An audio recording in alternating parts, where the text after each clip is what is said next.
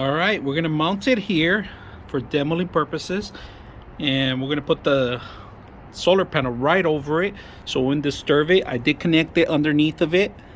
It's active right now. We're gonna go ahead and set it up and see how it looks. All right, so we got it about 12 feet high right now. It's still daylight, so we're gonna go ahead and film some of it before it gets dark. So the camera.